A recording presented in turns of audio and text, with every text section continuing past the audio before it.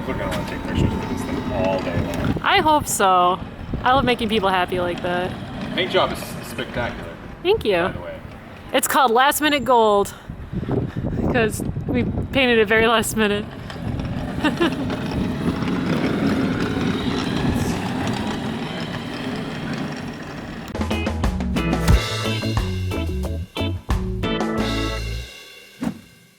Greetings, fellow maker. In this video, I'll show you how we made Probius, the brave little probe from Heroes of the Storm. It seemed like a pretty unique idea of something that would make people smile, and I'd never seen anyone do something quite like this before. And what are the odds that someone else would have this at BlizzCon also? I started this build less than a month before BlizzCon, and I had a few goals. I wanted Probius to move around on some kind of roller stand, so he needed to be lightweight. The pieces would have to fit in my airport-checked baggage, so everything would have to break down and come apart and fit in the luggage. BlizzCon is a low-light convention, so any costumes that have lights look extra cool inside, so I definitely wanted to make sure Probius had some LEDs. And I wanted the fins and eyes to be posable, at least by hand, so I could change the expression of Probius a little bit for pictures. Starting this build so close to the convention, I know I wouldn't have any time for animatronics or robot moving parts, but having a little bit of manual expression changing I thought would be really fun. Thanks to Bill, the rolling base was upgraded to an RC car base. You can watch the video on that build up there. This build will cover the foam fabrication, assembly, and painting of Probius. First, I had to figure out Probius's size and shape. Since I have a 3D modeling background, creating a 3D mock-up helps me understand the rounded shapes and build scale. What's even faster for me is to pull the character model straight from the game. I'll link to a tutorial video I followed on that process in the description. Once I had Probius's in-game character model, I could take the model straight to Pepakura Designer to create a flat paper template to follow for my foam build. But there's a lot of extra overlapping geometry, which I don't need, and it's a pain to sort through. So first, I imported the model into Maya, which is the 3D program I'm comfortable with, but you can also use other polygon modeling programs like Blender.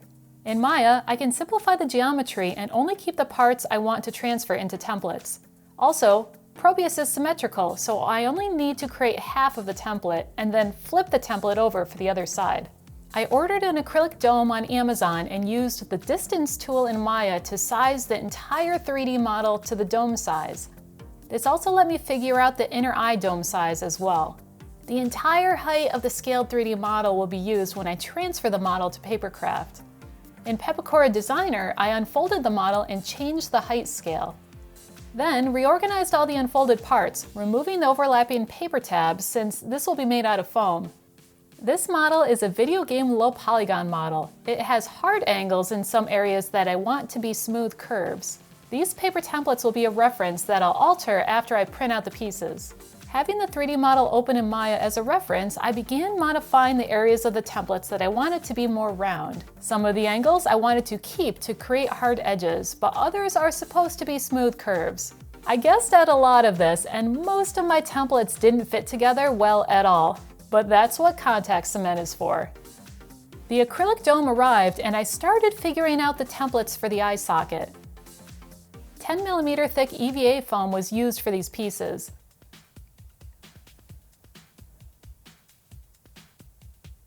Each part was heat formed into the rough shape to help with the gluing process. Most of the foam in this build was attached with contact cement. This instant bond helped me force the pieces together, even if they weren't quite the right shape. I didn't create registration marks, I just tacked the start and end edges and slowly brought the seams together. The Papercraft templates got ordered into build sections. This part is Probius's belly area. I already had a big stack of EVA foam floor mats, so I used those for a large portion of this build. Pepakura Designer doesn't account for foam thickness. I had to alter the templates or cut away the extra foam as I went. I also tried to think ahead about where I wanted the hard angles to remain by creating hinges or cutting beveled angles. Anytime I needed to attach something to the foam textured side, the texture was sanded off for better adhesion.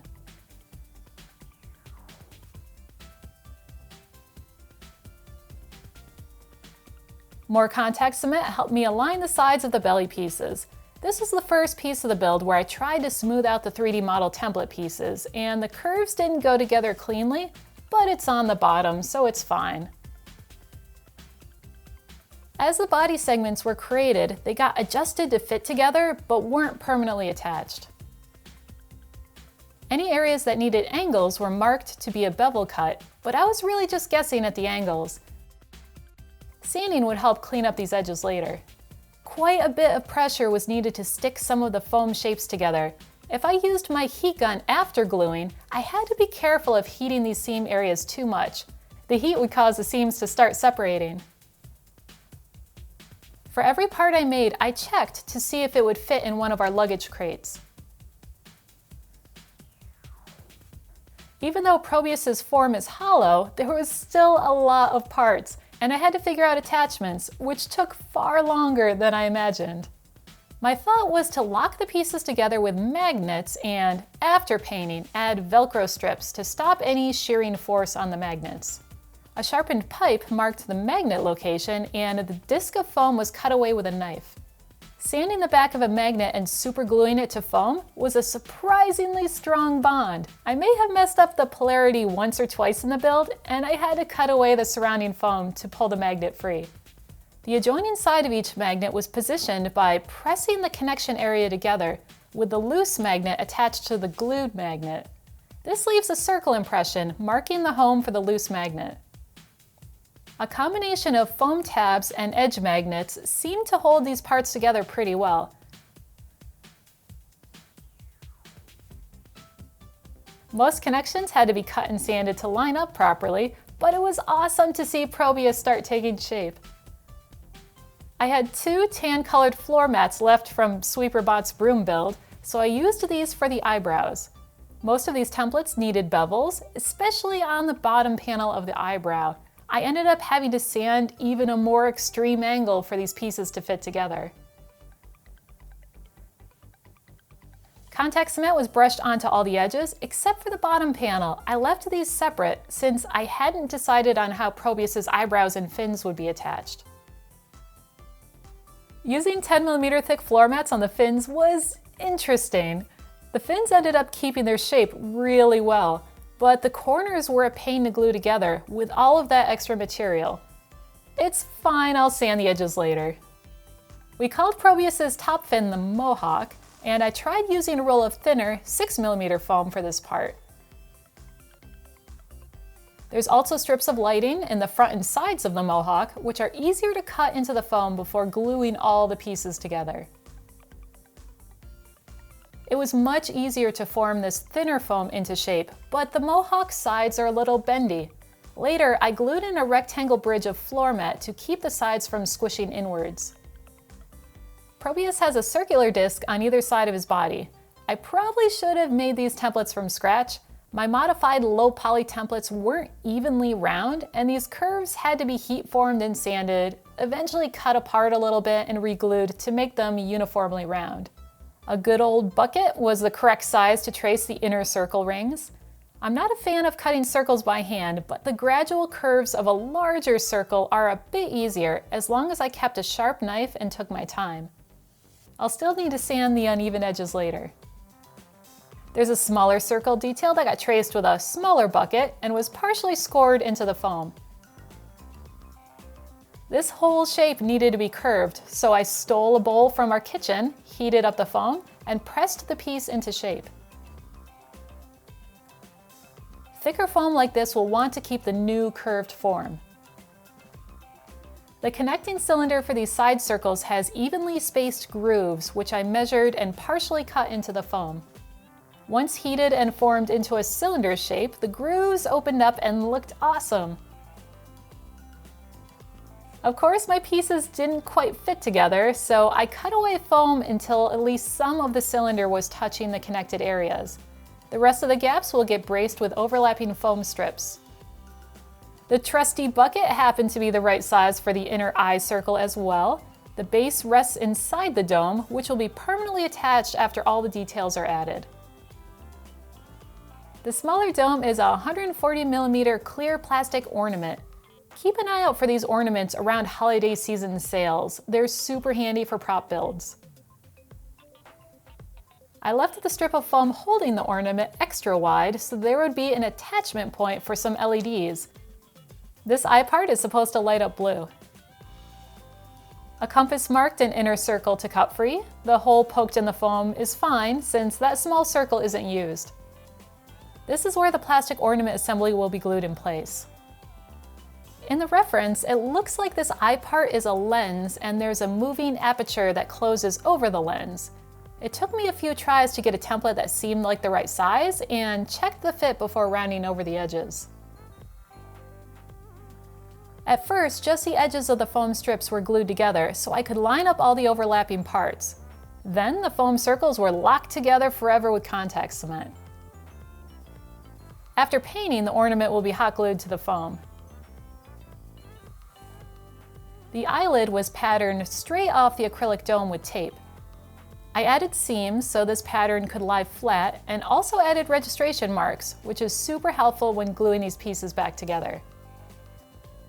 The tape pattern was transferred to cardstock and traced onto 6mm foam. I cut outside the Sharpie lines to make the foam eyelid a little bigger, leaving room for lid movement over the dome. There was a lip on the acrylic dome that needed to be removed so the eyelids had room to open. I used a metal cutting wheel and my rotary tool to carefully cut away the lip. I took my time and lightly cut a few passes around the dome before cutting all the way through. I still wasn't sure how I'd make the eyelids be manually adjustable. I just have to figure it out after painting, since there were still a few more detail pieces to add and I was running short on time. There are two light dome things on either side of Probius's eye. I didn't think I'd have time to add lights to them, but I cut a hole for the electronics just in case. I ran a sanding drum all the way through the 6mm foam to create the light up hole areas and used the few seconds of working time I get with CA glue to wiggle the front pieces in place. The last part of the assembly was adding magnets to the two side cylinders and the front eye socket. With all the foam fabrication complete, I started cleaning up all the edges with a sanding drum and a grinding bit on my rotary tool.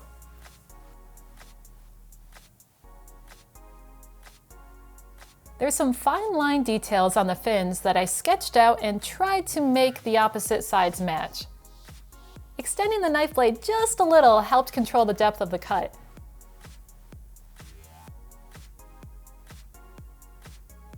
After heating, the lines didn't open up as much as I wanted, so I enhanced the details with a small grinding bit. Also smoothed out the foam fuzzies with a larger grinding bit. If you're adventurous, you could also carefully use a blowtorch to remove the foam fuzzies. The nice part about these details is, since the fins are on opposite sides of the body, no one will know that these lines aren't exactly symmetrical. Except for you guys, but you won't tell anyone, will you? I needed to cut a curved detail line into these cylinders, so I lowered the compass needle and held the needle against the edge as a guide to trace the line. There's just a pencil on this compass, but it's enough to make a nice indent to follow with a knife. For the fin and eyebrow attachments, we decided to try out 1/4-inch aluminum armature wire, which is lightweight and bends fairly easily. Bill designed and 3D printed attachments for the wires. The first couple panels were ABS filament, backed with more plastic for strength. The later versions of these attachments were printed in nylon and didn't need extra plastic reinforcement. All of these wire panel attachments were added after painting, except for the eyebrows. These panels needed to be inside of the floating eyebrow. From our tests, we found out that ABS and nylon both hot glue to foam really well, as long as the plastic surface is sanded first. Holes were punched out for the different armature wires to snake through the body pieces, but I did that after painting. I tried sanding down my seams, but some of them weren't flush, especially on the belly panels. 2mm foam detail pieces were glued over the seams, but the foam is thin enough to still showcase the seam lumps. But like I said before, it's on the bottom and isn't too noticeable. If there's one thing I wish I had more time to do in this build, it's clean up the seams. This project was down to the wire, so I just hoped that sealing the foam would help smooth out everything. For my Celtron costume, Speedball acrylic paints mixed with Polylatex 60 worked great, so I thought I would try that again, but use their metallic gold. I was hoping to get the base paint finish I wanted suspended in the latex, which would be great since it wouldn't rub off. We did some small tests that seemed pretty promising. I even mixed in extra gold sparkles with cast magic powders. The problem was there were so many foam pieces to cover. Probius' surface area is probably close to a full armor cosplay build, and I went through the entire container of gold paint. It didn't cover as well as the non-metallic speedball paints, and I could still see through the transparent latex down to the foam base. For the next few layers of latex mixture, I used an entire tube of Liquitex Gold, making sure the pigment was mixed thoroughly throughout the latex. I only had time for 4 layers, 2 sprayed on with a critter gun and 2 brushed on. The brush helped fill in some of the low spots. The next time I try this method, I think I'll add a few layers of normal pigment with the latex, like a black or a brown, before trying to add layers of metallic. Since the gold finish was still pretty transparent, we ended up brushing on a layer of acrylic gold and silver. It was nice to add a little bit of texture to the finish with some brush strokes and stippling. Brown acrylic was brushed into the recessed areas, then some shadows and tarnished areas were airbrushed on with watered down Angelus brown acrylic. After the paint dried, the finish was protected with a light layer of gloss varnish. For the Velcro attachments, we have these awesome rolls of industrial hook and loop. We picked up these rolls on the McMasterCar website. It's great to cut off whatever size I need, and the soft loop side of the material has a more cloth-like back that hot glues straight to foam pretty well. I glued the loop sides all over Probius' magnet seams and locked down the connections with strips of the hook side. Bill made an aluminum frame that Probius velcros to, and it seems super sturdy. None of the pieces came apart in the test driving. Bill also added all the lighting to Probius. Thank you, Bill! We purchased strips of 12-volt blue LED strips, some connectors so the lighting can be disassembled for transport, and used a 12-volt rechargeable battery pack. These light strips can be snipped apart in groups of 3 and resoldered for areas that don't need the full strips of lights.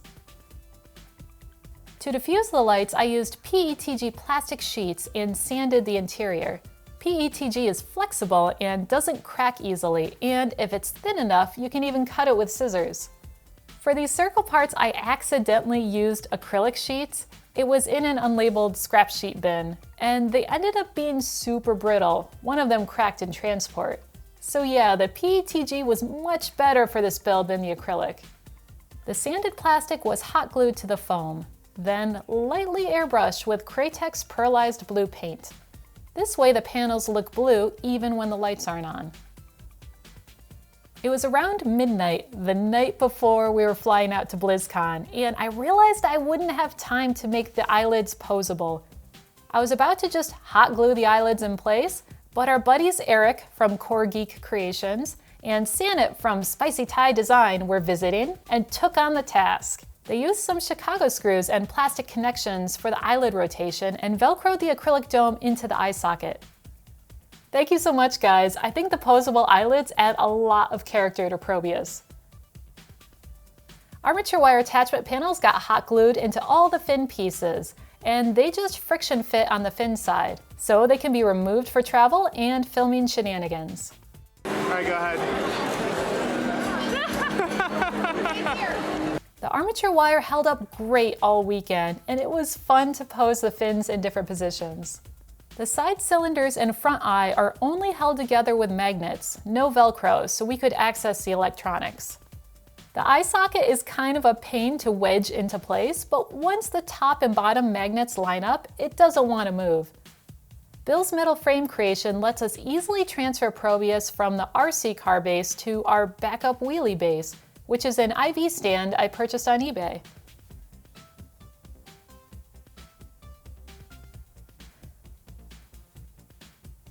It was a close call, but Probius got done in time to travel to BlizzCon. The final assembly didn't even happen until we arrived in California, and luckily, everything held together great all weekend. I'm so glad Bill had time to add the lights. It looks super awesome in the dark. Those 12-volt LEDs are super bright, and they lasted for about 5 hours. We had so much fun driving Probius around BlizzCon. We even met another Probius. The Heroes of the Storm team had their own, and our probes became best friends. Speaking of Blizzard, we got to meet some of their team, and we gave our Probius to them.